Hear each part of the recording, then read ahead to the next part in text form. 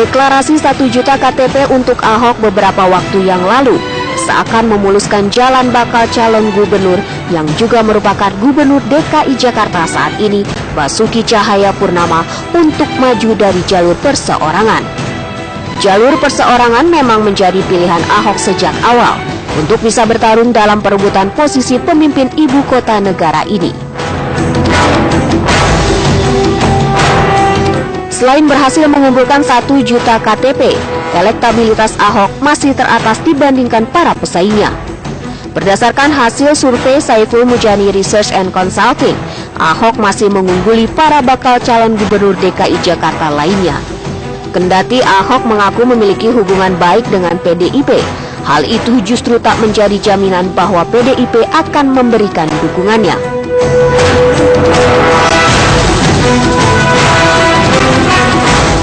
PDIP mulai angkat bicara terkait calon yang akan mereka usung dalam pemilihan gubernur DKI Jakarta. 6 nama pun dirilis sebagai hasil dari proses penjaringan yang dilakukan PDIP pada bulan Mei lalu.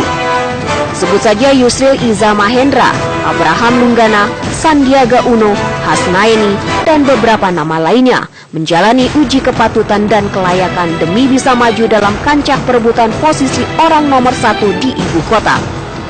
Adapun 6 nama calon gubernur yang telah lolos seleksi kini masih dirahasiakan untuk kemudian dilaporkan pada Ketua Umum PDIP Megawati Soekarno Putri yang akan menentukan pilihan.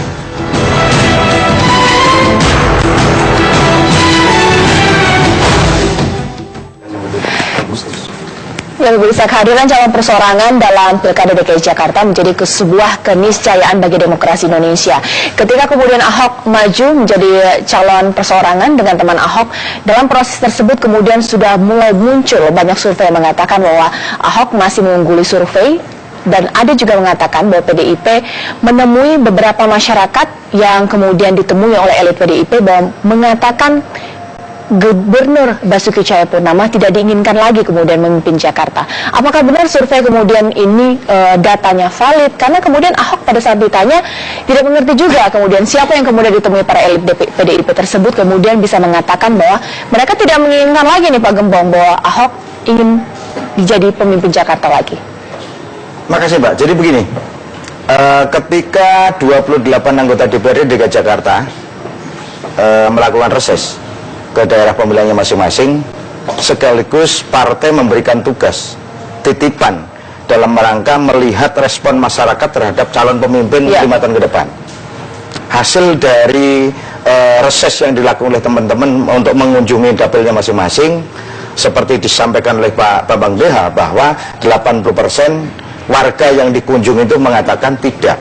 Kenapa tidak? Yang dipertanyakan oleh warga adalah mereka menagih janji kepada pemerintahan Jokowi Ahok saat itu adalah dalam konteks memberikan pelayanan kepada warga Jakarta. Misalkan bahwa saat itu janjinya Pak Jokowi Ahok itu adalah ingin menata Jakarta tetapi tidak melakukan penggusuran. Lah akhir-akhir yang terjadi kan penggusuran masif di mana-mana. Nah inilah menjadi pertanyaan warga di tengah-tengah masyarakat, khususnya warga kelas menengah bawah, itu yang mengakibatkan warga khusus yang ditemuin oleh teman-teman anggota DPRD, 28 anggota DPRD itu mengatakan 80% warga yang ditemuin itu mengatakan tidak terhadap incumbent. Pak, ini yang dilakukan para elit PDIP ini tujuannya apa sih? Apakah ingin memetakan bahwa semakin meyakinkan lagi PDIP tidak ingin mengusung Ahok sebagai Gubernur DKI Jakarta? Bukan, ini pemetaan saja Pak, pemetaan. Artinya apa yang disampaikan oleh seluruh anggota DPRD ketika rapat pleno fraksi yang dipimpin oleh PLT Ketua DPD Pak Bambang Deha, teman-teman dari 28 anggota menyampaikan apa adanya yang mereka serap dari denut nadi warga Jakarta yang ditemui saat reses itu. Maka yang disimpulkan oleh teman-teman mengatakan bahwa yang saya temui setiap anggota rata-rata melakukan di 6 titik. Ada yang 6, ada yang 7, ada yang 8. Dari 8 atau 7 titik itu yang mereka dapatkan seperti itu disampaikan oleh Pak Bambang Deha itu. Oke, Mas Hanta, ini kan memang survei beragam dengan hasil yang juga beragam. Tapi kemudian apa yang disampaikan oleh PDIP ini kemudian ditanggapi serius juga oleh Ahok. Kemudian mengatakan ini datanya dari mana? Di waktu yang bersamaan SMRC kemudian melakukan survei bahwa ternyata masih menunggu survei kok Ahok. Kemudian ini terjadi. Apa image yang kemudian bisa dilihat masyarakat di sini? Iya, kedua-duanya penting ya. Satu, memberi potret tentang persepsi publik dengan survei. Kemudian PDI Perjuangan memiliki mekanisme untuk menyerap aspirasi. Saya lebih tepat menyerap aspirasi dari konstituennya dengan mekanisme internalnya. Nah, dari kedua hal ini, kalau saya membaca PDIP membuat semacam ini adalah ingin menegaskan posisi tawar saja. Jadi posisi tawar itu begini.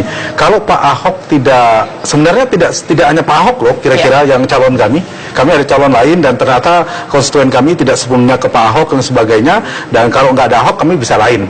Padahal jangan-jangan PDIP memang pengen Ahok sebenarnya. Ini caranya. Tapi sebaliknya Pak Ahok juga begitu, mengatakan ya kalau PDIP nggak dukung saya, dia bisa dengan pengumuman KTP ada teman Ahok, sudah ada partai lain. Padahal jangan-jangan Pak Ahok juga berharap PDIP dukung Pak Ahok sebenarnya.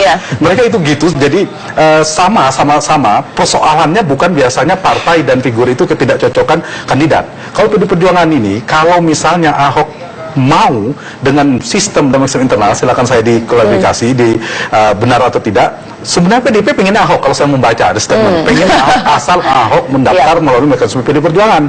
Sementara kan Ahok belum tentu mau melalui tidak mendaftar juga. Tidak mendaftar juga, dan itu posisinya di situ, mau ketemunya di mana. Ahok mengatakan pengen maju tapi agak sedikit ragu juga, bisa tidak dengan jalur non partai, tapi sebenarnya sudah ada Golkar, sudah ada Nasdem, sudah ada Hanura sebenarnya. Tapi di sisi yang lain yang saya baca masih butuh PDI Perjuangan juga sebagai pemenang di DKI dan seterusnya di DPRD, butuh untuk setelah menjadi gubernur dan sebagainya.